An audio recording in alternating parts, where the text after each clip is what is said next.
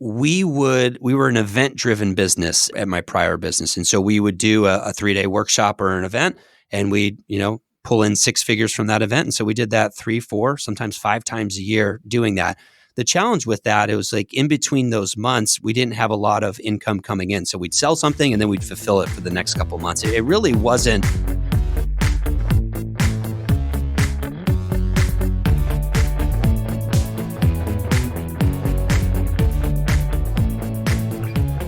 Welcome to The FI Show, where you'll get a behind-the-scenes look into financial independence. Here's your host, Cody and Justin. Hello, everyone, and welcome back to another episode of The FI Show. World's a little crazy right now, but one thing that always remains the same, a great co-host. What's going on, Cody? What's up, Justin? I am just in quarantine here in my apartment in Boston. Just been hanging out, been going on a lot of walks, a lot of jogs, doing as much as I can to not keep myself from going crazy, being cooped up all the time. But I've definitely been productive, definitely been focusing on fitness, on mind, on wellness, all that good stuff. Fortunately, I'm in a position where I am still able to make money. I really feel for a lot of people who are in the restaurant industry or all these other industries that are losing their jobs. But how about you, man? What's going on in your world?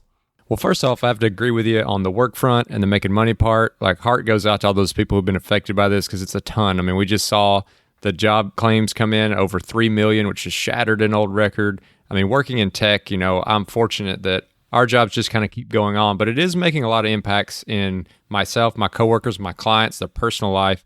And so that's been the big part for me, is how to stay like mentally in there, not let it drain on me. My biggest outlet has been working on the camper van. I think in a week or two, she'll be ready to hit the road. And so I think at that point, if we're still pretty locked down, I'm going to try to find some spots where me and Leslie can hit the road and go some places and see some things that don't have to involve being around anyone and, still staying safe. And one thing I wanted to revise, Justin, after the episode came out, I'm like, oh man, now all these new studies came out.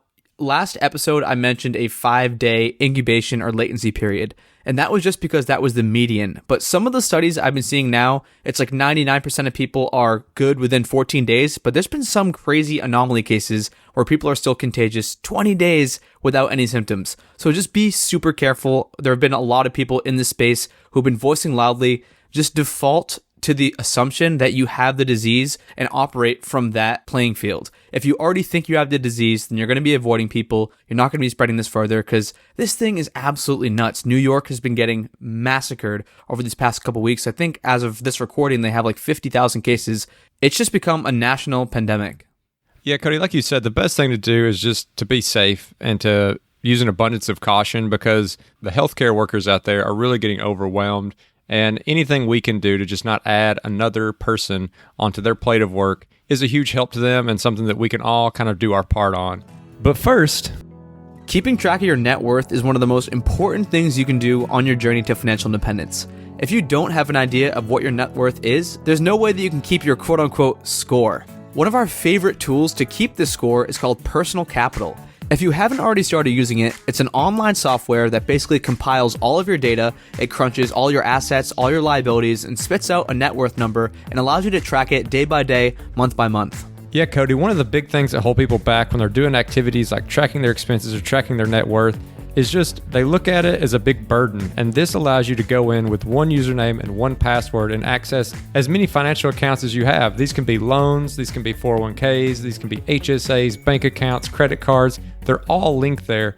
The other thing I really like about Personal Capital is it's very investing focused. So you can go in there and look at your allocation across your entire portfolio. So you don't just look at your allocation in one type of account, but your allocation as a person completely. And if you want to use the same tool that me and Cody use to track our net worth, which is completely free, you can do so at thefishow.com/PC. That's thefishow.com/PC. And so today on The FI Show, we have Dustin Mathews from WealthFit. And so Dustin starts out as a serial entrepreneur. He's crushing it. He's making 6-figure deals, but he doesn't quite have the personal finance thing all together. He's not saving much money, and he's kicking himself in retrospect. But 2 years ago, he finally gets on top of his finances. He knows that he needs to save. He needs to widen that gap between his income and his expenses, and he's been off to the races ever since. But I don't want to take away his whole thunder. Take it away, Dustin. That was like 2 years ago. And I know that sounds crazy. And I want to say this. When I got started into this whole world, it was reading Rich Dad, Poor Dad. You guys read this one. This is a classic book. And so most of my journey has been entrepreneurship. Start a business, grow that thing, sell it, and I'm going to get this big pot of money, this, pot at the end of the rainbow, and I'm going to be able to retire. For some reason, I never thought to pick up a personal finance book until relatively recently in my journey. And so everything for me was all about hustle hard, put it back in the business, sell that business one day, and then I'm done. I'm set for life. So if we're going to step back a little bit and say, how did you get into all these entrepreneurial things? And then as you were in them, since you hadn't discovered this kind of movement yet, were you just spending all that money, or were you actually good with your money? You weren't educated about it. I read Rich Dad Poor Dad, and I got, what's funny is that book is slanted to real estate, even though it's about entrepreneurship. I went to a real estate investor club and I said, listen, teach me how to buy a house and I'll come work for free. I was looking for my rich dad. And so I was fortunate at the time, there was a startup company there. And so essentially I became their chief marketing person because there weren't a lot of people there. And so for me, it was all about growing that business. And then I decided I need to go create my own business because, that's what Rich Dad talked about is like, you need to have your own business. You can't work for somebody. And so my personal finance journey, I was not great with money because I was willing to rack up my credit cards to buy education or to go to a seminar. I was a gunslinger. And I was very successful at that. But as I kind of look back through my journey, not having some big crazy exit or payday, that you dream about that you see in the movies, it made me think, well, maybe I'm going about this wrong. Maybe it's not all about this big exit. Maybe it's not just about entrepreneurship. Maybe you should be savvier with your money. And so that's when this whole world became possible and available to me, is when I had that distinction. And here I am at WealthFit. So can you take us way back? Because that doesn't just happen overnight where, you want to be this entrepreneur who sells their $10 million company or whatever that number might be for you. What was it like growing up? Did you have an entrepreneurial family? Were there any entrepreneurial tendencies that your parents gravitated you toward? All right. So Dad, I didn't get it from Dad. Dad taught me discipline. So Dad was a USAFA grad, he was a U.S. Air Force Academy pilot and graduate. And he got out and he went to the airline. So he taught me discipline. So it wasn't him. But my mother, she was always antsy in her career. She was an auditor. She would make ceramics on the side. She got me into eBay when eBay was launching, before it was, so cool and popular. Well, maybe it's not so popular now because there's other stuff. But at one point it was popular, but even before then. And so it was my mother who I always watched that was always hustling. And side hustling wasn't even a thing back then. It was she was creative and she just liked to do things and she'd figure out a way to monetize it. Partly probably because my dad was more the frugal guy. He was more the disciplinarian. And so she always, I think, felt this need to have to monetize it, her passion or her hobby. And she did. And so I grew up sort of with that in the background. And I think I got that entrepreneurship taste from her. And that's what sparked me on my journey. So I know a lot of times people who get into these entrepreneurial things, they have a lot of different test cases and a lot of things they're trying that some of them just fizzle out. Could you walk us through what that looked like from, whether that's college up till now, just the type of ventures that you attempted to do, maybe which ones actually were successful and which ones fizzled out on you? Well, essentially what happened was I got so excited about this real estate thing, and I found out that real estate wasn't my passion. I mean, I've kind of come back to it because of what it can provide. But at the time, what happened was I thought real estate was going to be my thing, and I discovered direct response marketing. I discovered how to build a business growth and psychology and sales and communication, something that we all need to be great in society, functioning members of society.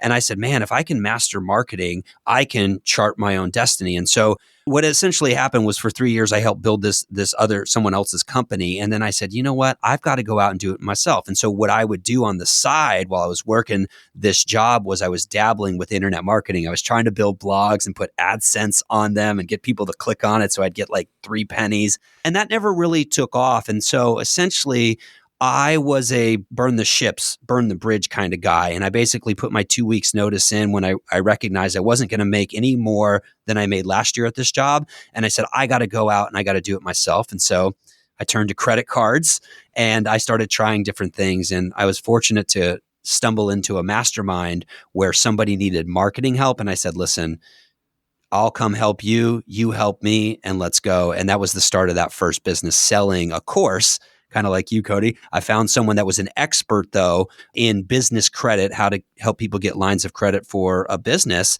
And I said, let me market you online. And so when that came, that was it for me. That validated, and I had something to pursue now.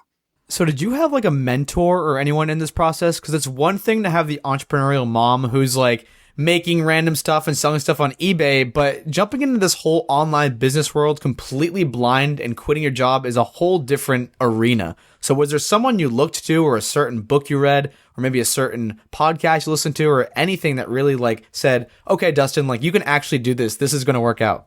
Oh man, podcasts. I know podcasts were a thing back then. They obviously weren't as accessible and as easy as they are now. But when you say mentor, the first thing that pops into my head is I looked around to my environment. I think we can learn a lot from everybody around us. And maybe that's what not to do, right? Not necessarily what to do.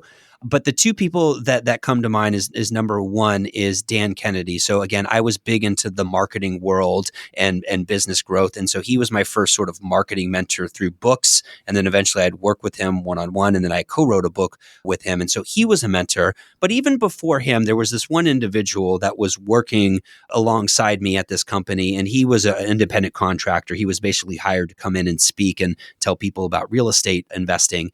And he showed me the classics such as, Think and Grow Rich and, Rich Dad, Poor Dad and Og Mandino and all these, classic entrepreneurial sales sort of books. And he kind of took me under his wing because he saw that spark.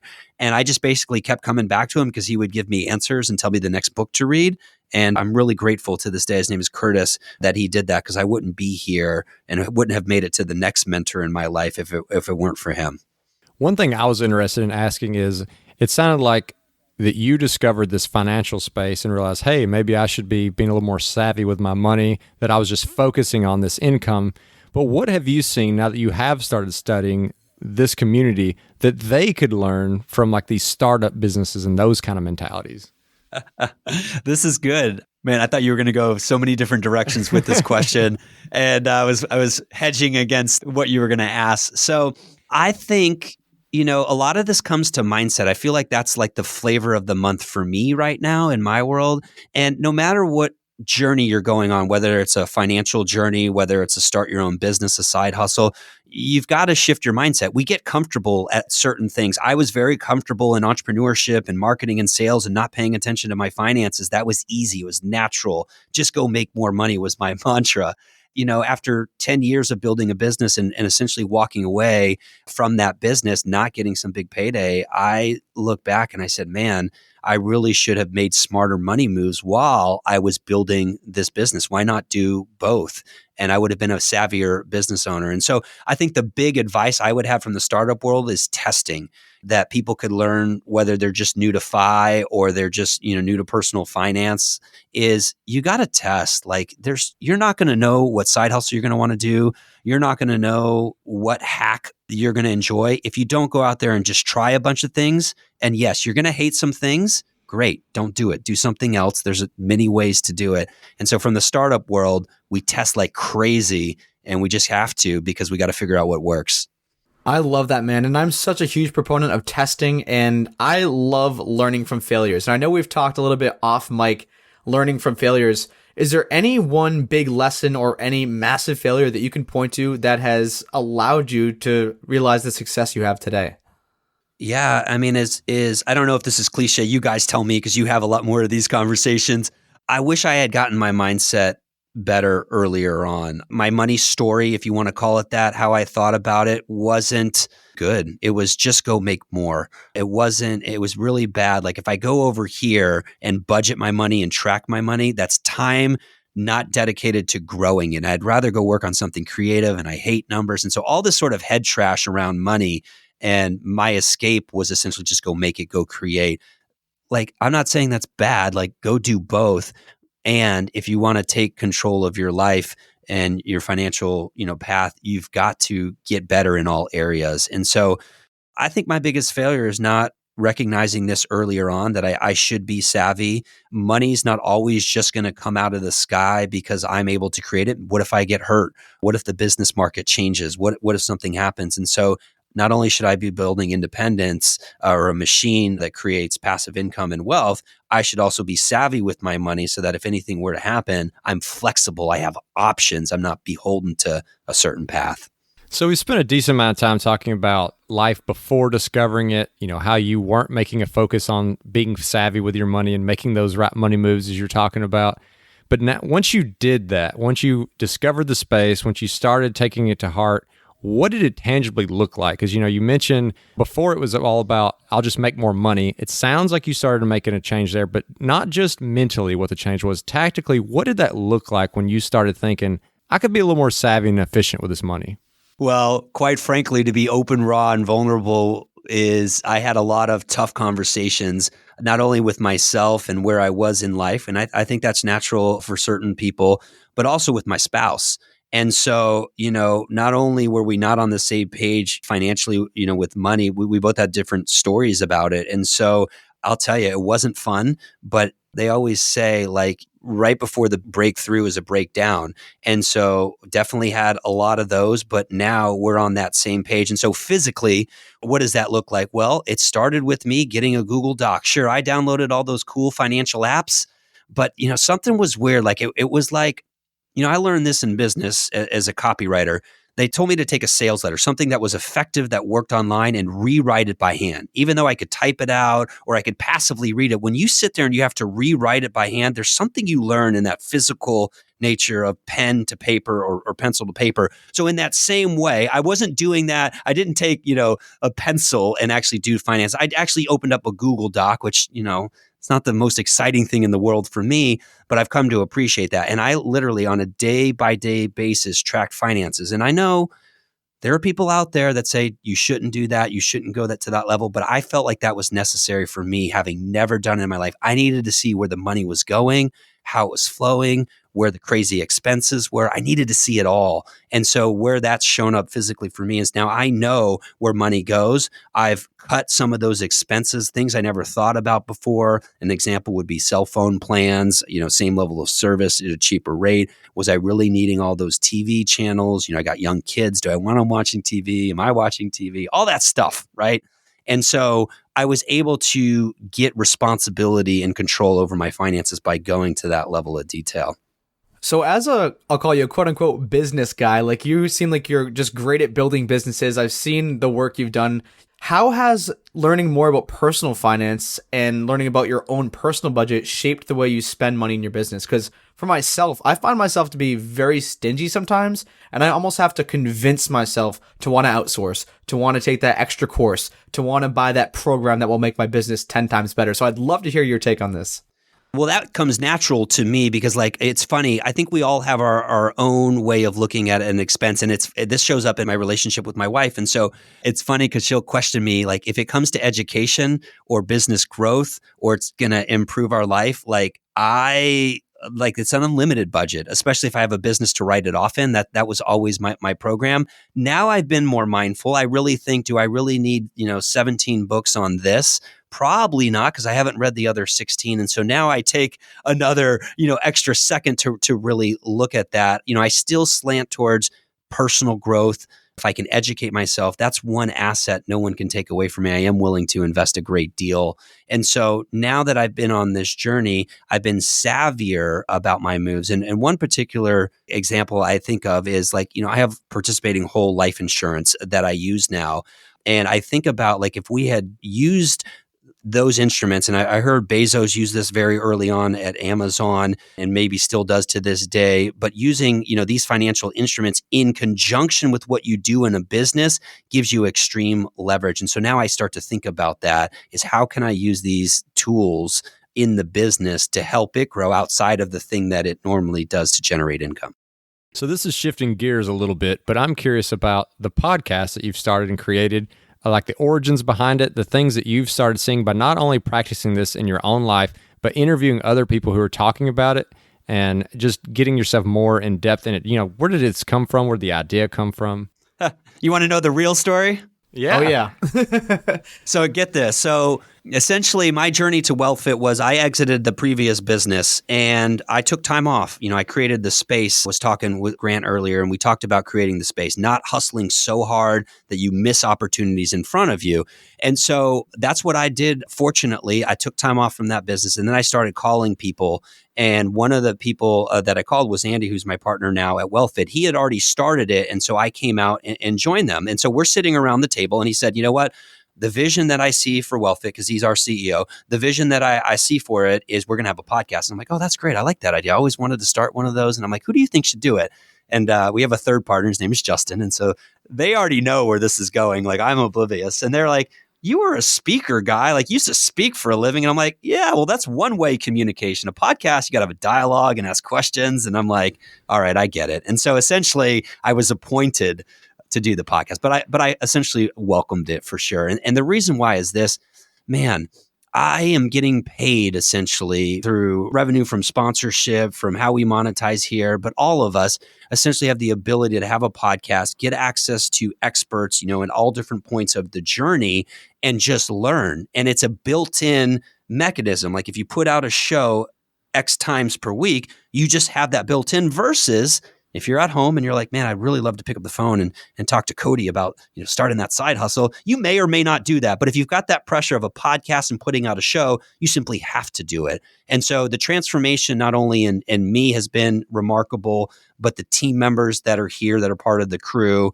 And then also, the community that we're building, appreciates that we're adding this layer of value to their lives. So I feel like we definitely jumped over at least a sizable gap in your life. So we talked about when you joined that first startup, you quit your 9-to-5 job that you hated. You teamed up with that guy and you made that course about credit, or it was something along those lines. That's right. Yep. And then somewhere in between, you built like a 7-figure public speaking business. And I think you had several other ventures in there too before you went and joined WealthFit. So could you just fill in the gap and talk about a few of those entrepreneurial years as well? Yeah, absolutely. And I'm glad you're holding me accountable here in this journey because there are gaps. So I was at the real estate company. I left that. We did the business credit thing. And so the next part of that was one of the things that I did in that journey. I created basically a product with an expert. I wasn't it, but I could market. And so I found an expert. We created a product. I did this thing called a product launch, is where you get a bunch of people that have influence, have social media followings or email lists at the time. And they all promote and sort of take over the marketplace, if you want to talk about it through email, a product. And so someone saw me do that at Business Credit and the product, and they said, "Hey, why don't you come back and do this over in the real estate category? We know you have this background in real estate education. Why don't you come help us do this product launch?" And so I did, and then I became addicted to the money because they became the rage, and people were throwing money essentially at these product launches. I was a part of that, and so I said, "Okay, I'm going to follow the money." And so I did. And so I did these product launches. But, after doing them, I woke up one day and I said, man, this is a lot of work. I'm making actually a lot of money for other people and not myself on the grand scheme of it, because there's this whole back end and, long-term, wealth sort of stuff that I wasn't participating in. And so I said, you know what? I need to build a true business, not just random acts of income, as I like to call it.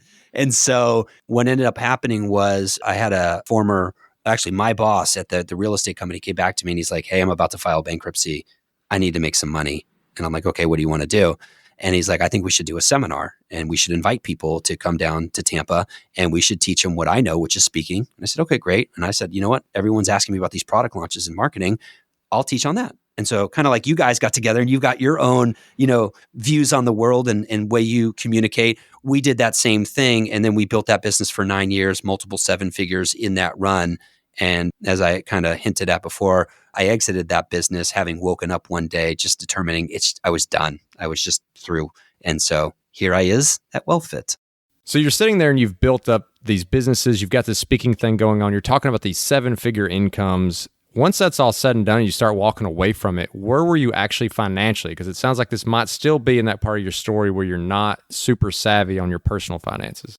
Yeah, that's right. So where I was at financially, we were an event-driven business at my prior business. And so we would do a 3-day workshop or an event and we'd, pull in 6 figures from that event. And so we did that 3, 4, sometimes 5 times a year doing that. The challenge with that, it was like in between those months, we didn't have a lot of income coming in. So we'd sell something and then we'd fulfill it for the next couple of months. It really wasn't I don't call it a business because I couldn't walk away from it. It was just a high paying job, even though I was technically a business owner. And so at the end of it, we'd pull money out, and there'd be some months where we were scraping by and we wouldn't take a salary. And then we'd do an event, fill it, and we'd make more money. What I was doing at the time was my family was starting to grow. I knew I needed to buy a house, or I had wanted to buy a house. I was a big proponent still of real estate.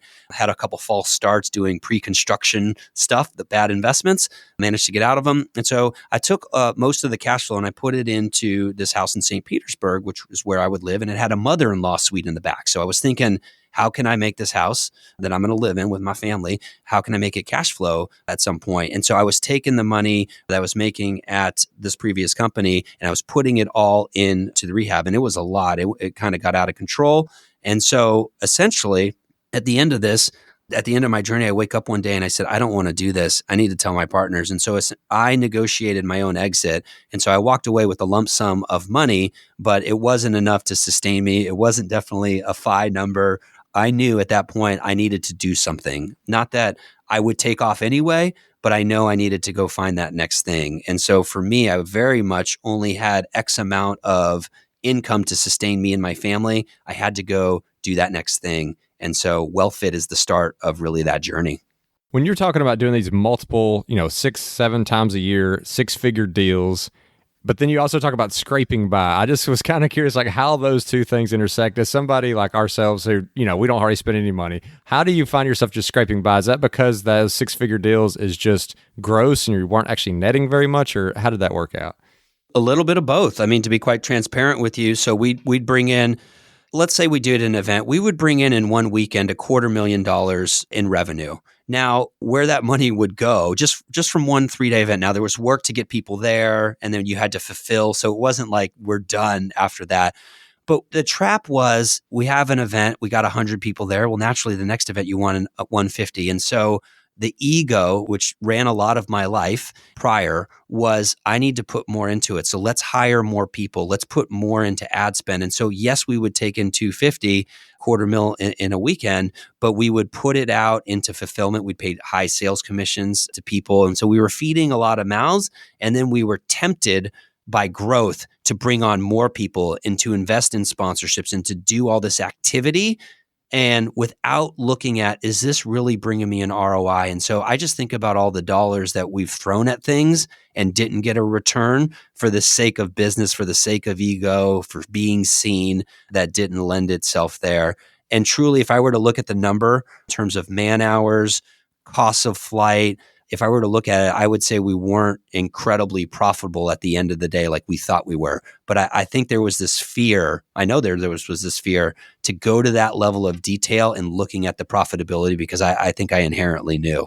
So let's kind of talk about when you joined WealthFit, just to get an idea of timeline. So what year was it when you joined WealthFit? So I exited the prior business in 2017 and in early 2018. So 2 years since joining the crew at WealthFit. And so it sounds like WealthFit was kind of the genesis for this personal finance breakthrough. Could you talk about how that worked and why joining WealthFit was that breakthrough moment for you? Yeah, absolutely. I mean, the conversation was this. So when I exited, and I remember it was great. It was October, so it was Halloween, and I was in St. Petersburg, Florida. I was making pumpkin muffins with my sons. We were building sandcastles in the backyard. It was great. I could be present for once because I wasn't worrying about a business. And so what happened was I got on the phone and I called around to everybody in the industry, all my friends, and I said, hey, what's going on in the world? How can I bring you value? As you know, I talked to Andy, and Andy's like, hey, we started this thing. And he's like, we're serving the real estate market. I'm like, I've already done that. And then he told me the vision. He's like, listen, we want to empower people financially in personal finance, in investing, with side hustles and entrepreneurship, and then give them the soft skills such as, leadership and time management and all that. And I said, that personal finance thing, I wish I had been wiser about that when I was building this previous business. I can get behind that message. And so what I said is, you know what? I screwed up as an entrepreneur, not because I didn't have some big exit, but I screwed up because I wasn't wise and savvy with my own personal money, which I could have been savvier with the business's money as well as a part of that. And so I said, I can get behind that. And so that's what really lit my fires. I have to believe in something. I have to get passionate about it. And I said, that's the message I'm going to take to the world. Not that everyone's going to be an entrepreneur and understand or resonate with that message, but that's one of the core components. And so for me, not only was this an opportunity to jump into another startup, which I love, this was an opportunity to personally grow. And at the same time, my journey, share that with others that find themselves in a similar situation. So you've talked a couple times about your family, your spouse, your kids, and you're talking about taking on this new philosophy of personal finance and not only just practicing it, but also preaching it. Did you find any difficult or awkward moments where you're trying to bring that back into the household, going from this type of spending profile you were at one point in your life to probably something a lot more conservative? Was there any issues there with the family? Can I just answer that with a yes? I'm just playing with you. Yeah, I mean, every day I think, because we have these old ways of being, we have these old patterns, and what's interesting about this from, I don't know, a mindset or metaphysics standpoint, we lived in St. Petersburg, Florida. We now live in San Diego. So what's interesting about that is San Diego's no joke. Cost of living out here is crazy compared to Florida. There's income tax out here. So it's interesting that here I was spending a lot of money, not mindful about my finances in Florida, where you technically could afford to be a little sloppier, if you want to call it that. Now I'm in San Diego where I really need to be on point, right? Because cost of living's a lot more out here. And so I think this is a life lesson for me. This is going to get me really good because if I can live here, I can live anywhere, right? And so, yes, having conversations with the spouse saying, listen, I know we used to do this. We now have 3 kids too, which adds to it. We had one more kid out here now in San Diego. So that added a new lifestyle shift. And so, yeah, I mean, I wouldn't say every day anymore, but like less now on a frequency because now we're both on that same page. But it was very difficult to come in and say, hey, listen, I think we should cut this because, we have this debt, or, we can get to financial independence. We can get to where we want to go, as a family unit a whole lot quicker. But like, we're going to have to change how we look at spending on going out to eat dinner. Like that's something that we would do big time because we had the kids and, we just didn't want to be at home. And so I know we touched on just a tiny little piece of what WealthFit is. I mean, you guys do a ton of stuff over there. And Justin asked you about the podcast, but what is WealthFit, Dustin? I like to say it's the Netflix because I think a lot of people enjoy their Netflix. It's the Netflix of wealth education. And so here's our belief. Very much like the journey of so many others on this path, money is an important thing in everyone's lives. And so budgeting, savings, retirement strategy, taxes, everybody has to deal with that. Or they can do like I did in the past and put their head in the sand, but they're not going to get to where they truly want to go. So we create courses around that. And I shouldn't say we, people that are out there in the community that are experts, that have followings, that put out books, we seek them out to create courses around that topic. Now, as the journey goes, once you get better with your finances, you should boost your active income ideally and do a side hustle, right? That's what you got, you talk about, Cody, a lot. Do a side hustle. So we have instructors that teach, here's a side hustle for you to consider, an Airbnb business, or how to flip gold and silver and precious metals, like how you can do that as a side hustle. So we have that. And then finally, what you want to do is put that money to work for you and invest it. And so we create courses in all areas because we realize people are at different parts of the journey and will benefit. And so WealthFit is a platform that provides financial education in all those areas online so that you can, pursue your wealth journey. So one thing I wanted to ask about is earlier when you were talking about WealthFit and you were talking about the podcast, you mentioned, this is a way where you're essentially getting paid to get to talk to these experts, get to kind of pick their brain. And, me and Cody are lucky enough to get to do the same thing on the side, obviously, but we get to do the same thing. We get to interview people.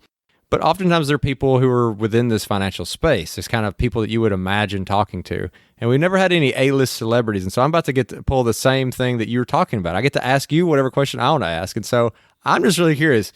How did it come about to interview Dennis Rodman, and what was that like?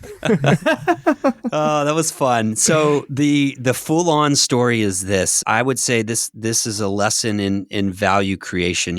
At the end of the day, oh man, this is going to seem crazy.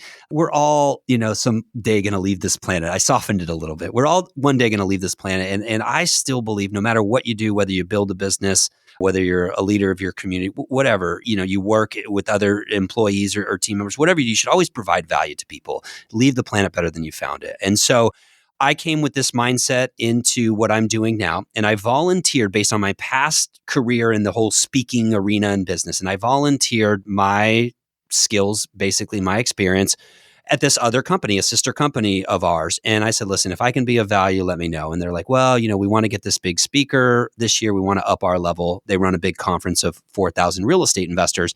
We want to get a big name. Well, on the podcast, I had interviewed Magic Johnson's agent and got him actually to create a course for us at WealthFit on how to attract high-end clients.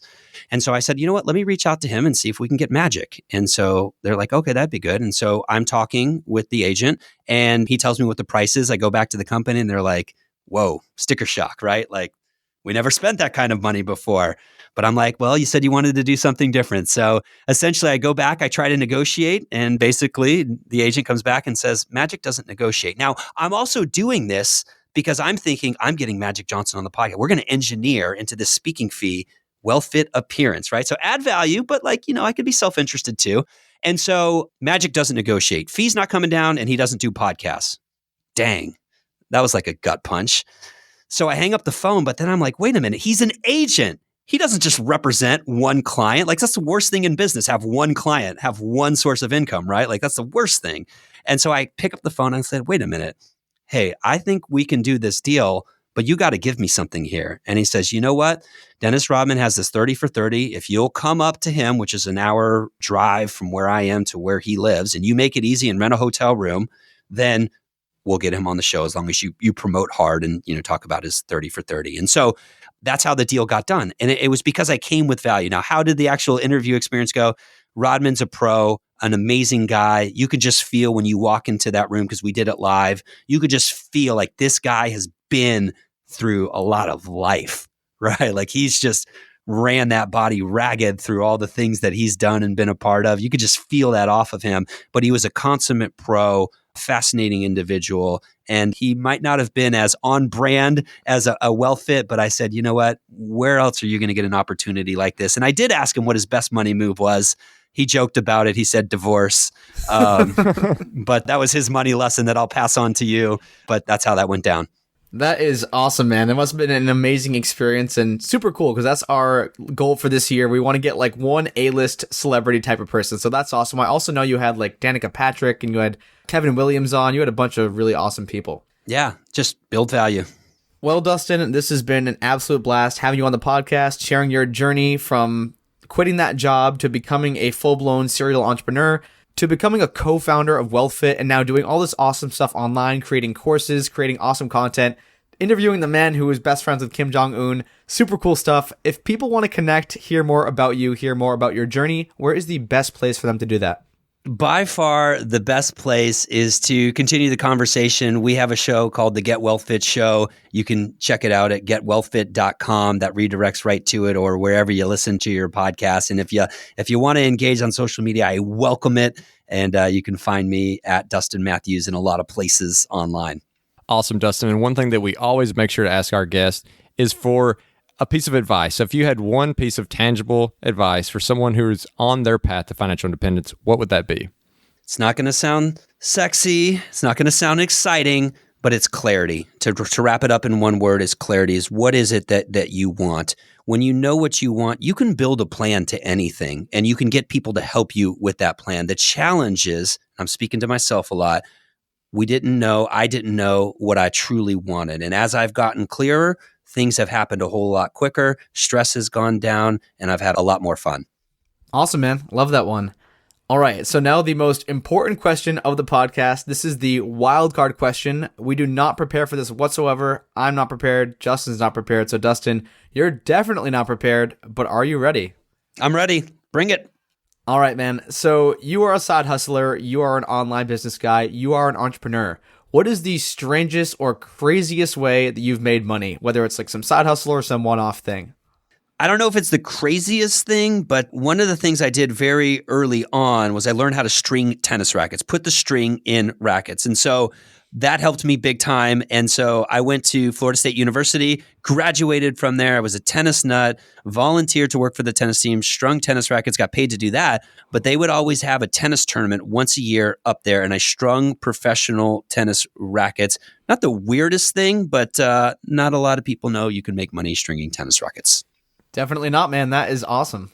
Well, Dustin, just want to say one more time, thank you so much for coming on the show. It's a really interesting story around, being entrepreneurial, starting these businesses, going out and trying some unique, interesting things, seeing what these huge transactions of money look like, and then coming around later in life to finding this idea of financial independence. And then finally, your work that you're doing now with WealthFit. So thanks so much for coming on the show and giving us some time. Thanks for having me. You guys are a trip, and thank you for paying it forward, and thanks for having me on the show.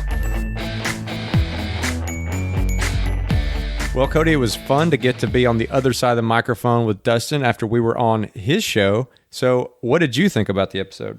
Yeah, when I met Dustin, actually, I know we mentioned the SkiCon event I went to in our last episode.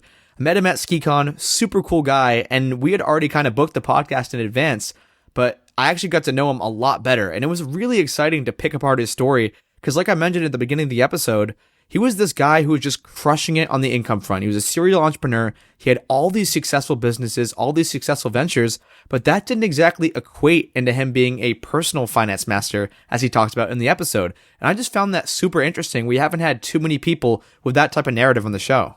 It's definitely an interesting angle because it seems like you would either normally have someone who is struggling, who has a moment where they realize they got to take control of things, or you have someone who is just kind of naturally frugal and then via these high incoming jobs, they're just going heavy towards FI.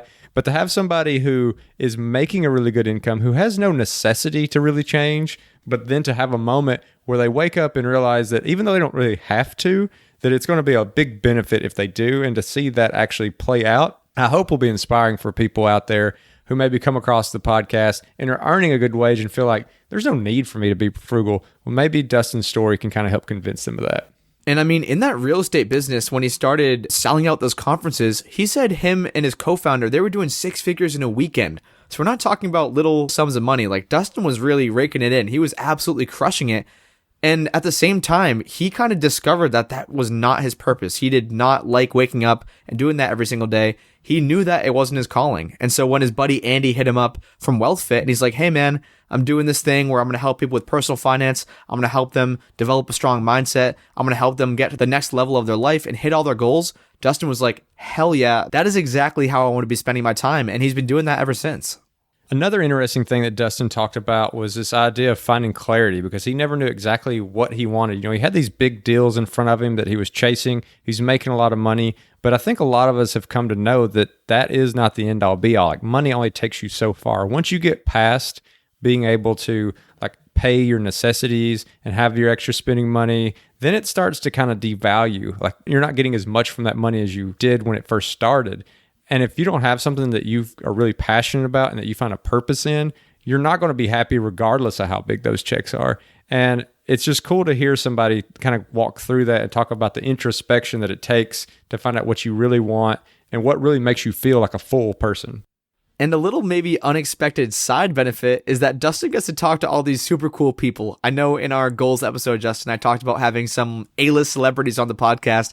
This guy's had Dennis Rodman, Danica Patrick, Kevin Williams from Shark Tank. This guy's talking to some really high power folks, and I'm kind of jealous a little bit. So that might have not been the reason Dustin got into this whole WealthFit thing and joined his buddy Andy at the company, but that is pretty freaking cool. And now it's time for the call to action. Cody, the call to action today is a pretty simple one, and it's almost like an anti-action. It's to slow down a little bit, to stop charging for quite so many things if you feel like you're juggling too much, but you still haven't found your purpose. So just slow down a little bit, reassess where you are in life and what you're going after, and think about what your goals really are. And once you have those goals outlined, is everything that you're doing now getting you towards those goals? And if not, just try to think of one thing that you can do that'll help you get a little closer to your goals. And then once you get there, just keep adding on and stacking, and eventually you'll get there. That is an awesome call to action, man. I'm a huge proponent of making sure that your goals align with all the things that you're doing on a day-to-day basis. And so if you guys want to check in, you want to read the detailed show notes, you want to check out his website, WealthFit, you can do all of that at our show notes at thefishow.com/Dustin. And as always, if you want to check out our Facebook group page, you can do so at thefishow.com/community. And we always appreciate those 5-star reviews. They help us get great guests like we had today. And if you're interested in supporting The Fi Show, you can do so by checking out some of our partners over at the resources page, which can be found at thefishow.com/resources. And thanks for listening.